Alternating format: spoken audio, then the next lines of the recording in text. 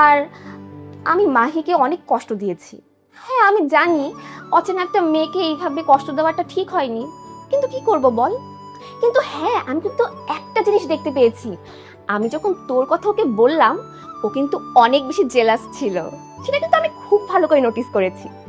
মেয়েটা তোকে অনেক অনেক ভালোবাসে।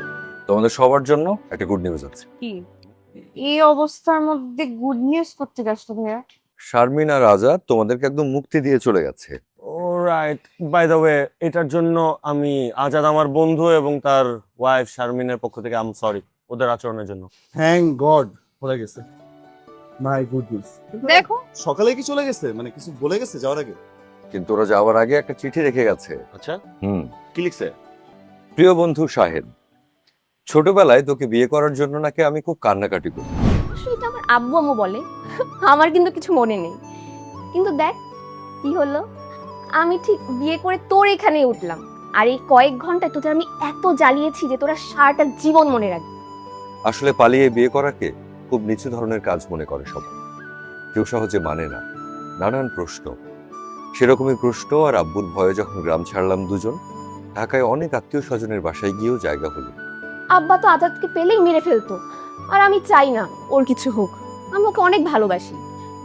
আর আমরা আত্মীয় স্বজনের বাসায় যাওয়ার অনেক চেষ্টা করেছি, কিন্তু কিন্তু কেউই যেন আমাদের নিতে চায়নি।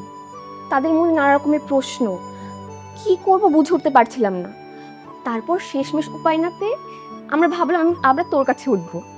আর তোদের ওখানে এসে যে হম্বিতম্বি দুর্ব্যবহার করেছি, সেটা শুধু নিজেদের স্বার্থে। অনুরোধ করলে যদি থাকতে না দিস, অন্তত ভয়ে লজ্জায় হলেও আমাদের আশ্রয় দিস, এজন্যই এমন করেছি। তবে আমরা দুজনেই খুবই দুঃখিত আমাদের আচরণের জন্য।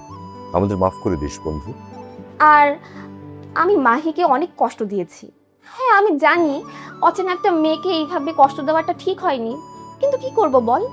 কিন্তু হ্যাঁ, আমি কিন্তু একটা জিনিস দেখতে পেয়েছি। আমি যখন তোর কথা ওকে বললাম, ও কিন্তু অনেক বেশি জেলাস ছিল। সেটা কিন্তু আমি খুব ভালো করে নোটিস করেছি। মেয়েটা তোকে অনেক অনেক ভালোবাসে।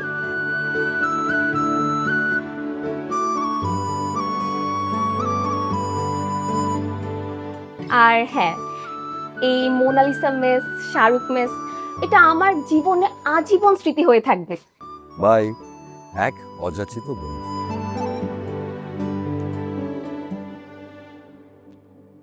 ভাইজান, আপনারা জলদি চলেন, বাড়িতে ডাকাত পড়ছে, রমজানের মাইরে ফেলে দিছে। কি? জলদি চলেন। কে মারতেছে?